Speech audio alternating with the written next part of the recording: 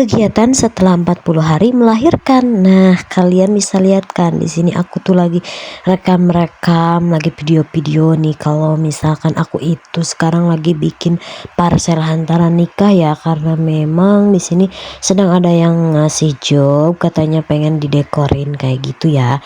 Jadi meskipun aku baru 40 hari melahirkan ya, mau tidak mau sih ya sebenarnya, mau gimana lagi ya udah aku terima aja daripada aku nganggur seharian, karena memang setelah 40 hari melahirkan itu bener-bener bosen banget, aku tuh pengen keluar, cuman ya mau gimana lagi ya, kalau biasanya di sini sih nggak boleh gitu, nggak boleh keluar kemana-mana gitu sampai 40 hari baru boleh keluar seperti itu. Nah, dan ini aku tuh apa sih ya, karena memang udah 40 hari jadinya aku terima job ini. Nah, di sini aku tuh lagi bikin bunga-bungaan gitu buat hantarannya, ini tuh dari mukena ya. Cuman aku dekor sengaja aku bikin bunga karena memang ini tuh kita bikinnya temanya tema bunga ya, seperti itu ya. Di sini aku juga mau cerita kenapa sih aku apa sih ya ibaratnya bikin-bikinan kayak gini padahal aku baru selesai melahirkan. Memang sih sebenarnya aku juga males gitu. Cuman kan aku juga mikir lagi, masa iya sih ketika ada orang yang lagi membutuhkan aku untuk dekorin gitu, masa aku nggak mau, masa aku tolak, lagian pula kan ya lumayan juga lah ya buat tambah-tambah uang jajan gitu. Nah, namun mohon maaf ya teman-teman, di sini aku ngomongnya agak kaku karena memang ini tuh aku lagi di Indramayu, dan di sini tuh kalau ngomong tuh pakai bahasa Jawa, sedangkan aku yang biasa ngomong bahasa Sunda karena memang aku asli dari Garut. Jadi aku tuh biasanya ngomong dari kecil tuh ya bahasanya bahasa Garut gitu, bahasa Sunda, sedangkan ketika aku ke Indramayu aku harus bisa bahasa Jawa. Jadinya sekarang aku ngomongnya jadi campur aduk gitu. Jadi ngomong ini kaku, ngomong itu kaku, ngomong Sunda jadi kaku, ngomong Jawa belum bisa kayak gituan. Jadi ngomong Indonesia jadi pada kaku juga gitu. Jadi aku juga keder sih ya sebenarnya. Pengen gimana ya? Sebenarnya tuh pengen udah sih satu bahasa aja gitu kan. Cuman ya mau gimana lagi lah, ya wis. Di sini juga aku tuh mau cerita kalau misalkan aku tuh memang rumahnya masih bareng sama mertua, karena memang mertua itu nggak ada temennya gitu, sendirian. Jadinya aku mau tidak mau nemenin gitu, karena memang ya ngebangun rumah juga ya ibaratnya buat apa gitu, meskipun dari sekarang-sekarang aku tetap nggak berani kalau di dalam rumah sendirian, sedangkan aku punya anak masih pada kecil seperti itu ya. Dan memang sih sebenarnya kalau tekiannya udah ada di sini tuh namanya tekiannya, kalau misalkan di Garut namanya kebekan, kalau Indonesianya apa ya, pondasi rumah gitu kan.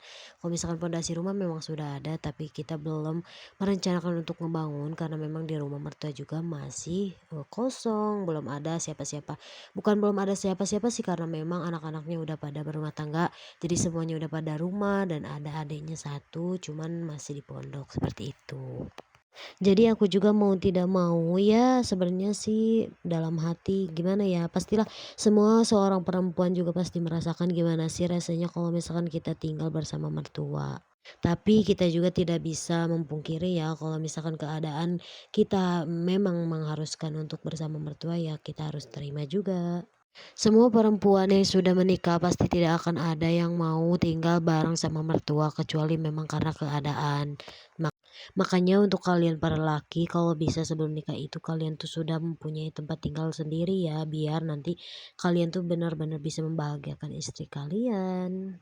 Memang sih sebenarnya tinggal bersama mertua juga bukan berarti suami tidak bisa membahagiakan, cuman alangkah baiknya seperti itu kan. Untuk menghindari percecokan, untuk menghindari, apa sih, penyakit hati, untuk menghindari, pokoknya banyak lah kalau misalkan sudah berumah tangga, benar-benar memang mending langsung mesyah aja, meskipun ibaratnya harus tinggal di dalam kontrakan yang cuma sepetak. Masya Allahnya memang tadinya aku sudah berpikir sudah mau cepet-cepet ngebangun, cuman dikarenakan memang di rumah di sini masih kosong, terus kan karena memang aku ngebangun gak membutuhkan cuma 100-200 ya, jadinya aku juga tahan-tahan lah untuk ngebangun apa sih cepet-cepet gitu, karena memang aku bener-bener pengen mempunyai rumah sesuai dengan keinginanku. Nggak sedikit yang bertanya, kapan sih kalian mau bangun?" Katanya kan seperti itu. Cuman ya aku berusaha tutup kuping aja, meskipun ya ibaratnya sebenarnya aku juga pengen cepet-cepet ngebangun, cuman kan ya mau gimana lagi mungkin memang belum ada rezekinya, harus sampai ratusan-ratusan gitu kan gak gampang gitu kan. Makanya banyak banget yang bilang katanya, "Kapan mau ngebangunnya?" Kan katanya soalnya pondasinya udah terlalu lama, padahal baru 2 tahun. Menurutku sih 2 tahun ya wajar lah, apalagi usia pernikahanku baru 3 tahun.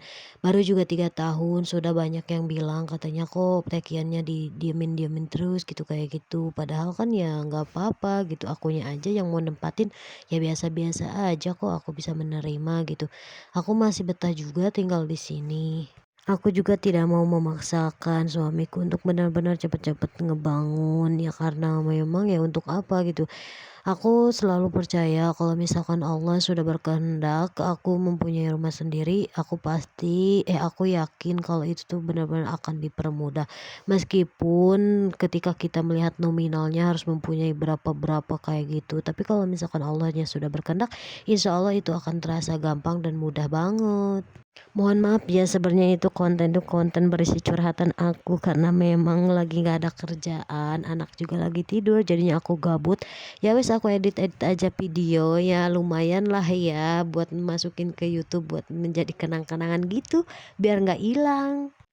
Pokoknya buat kalian yang udah dengerin cerita aku terima kasih banyak banget. Jangan lupa nanti tonton lagi video-video selanjutnya. Enggak ketangnya bohong ya, jangan dianggap. Nah, pokoknya mah terima kasih yang udah mau dengerin curhatan aku ya karena memang aku tuh bener-bener lagi gabut banget. Ya kayak gini lah ya kalau misalkan nggak ada kerjaan, cuman anak udah pada tidur terus kita memang lagi males ngapa-ngapain gitu. Ya udah jadinya kayak gini aja lah, lagi pengen banyak ngomong aja. Karena memang kebetulan suami aku juga kerja dari pagi sampai malam, paling ada di rumah ya malam aja gitu. Jadinya ya seperti inilah. Kalau misalkan ada yang bilang ini konten apaan sih nggak jelas banget, nggak apa-apa ya pokoknya ini tuh aku ceritanya memang lagi bikin buket mohon maaf ini tuh lagi bikin apa sih kotak hantaran pernikahan gitu ya.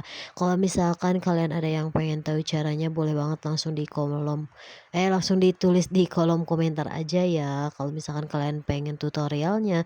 Di sini aku juga sih ya enggak apa sih ya, ya masih belajar lah ibaratnya, masih belajar. Belum bisa bener-bener bagus banget kayak orang-orang, tapi ya daripada nganggur kan lumayan aja. Kalau misalkan ada juga yang bilang katanya, "Kamu ngapain sih bikin-bikin video kayak gini, kayak gitu?" Jujur ini tuh kalau aku sih mikirnya ya buat, kenang-kenangan aku aja gitu biar nggak hilang di dalam galeri gitu. Jadi kan kalau misalkan aku upload kan jadinya nanti ketika aku lihat-lihat, "Oh berarti waktu bulan ini, tanggal ini aku lagi bikin ini." Seperti itu ya. Jadi kalian itu jangan ada yang berpikiran kemana mending gitu ya. Pokoknya mah positive thinking weh lah gitu. Nah, di sini juga ini aku udah mau selesai. Tada! Baru selesai sedikit sih ya, sebenarnya belum semuanya jadi.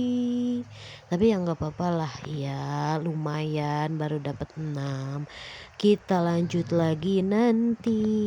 Ini udah dulu deh, tuh bunga-bunganya habis semua. Tada!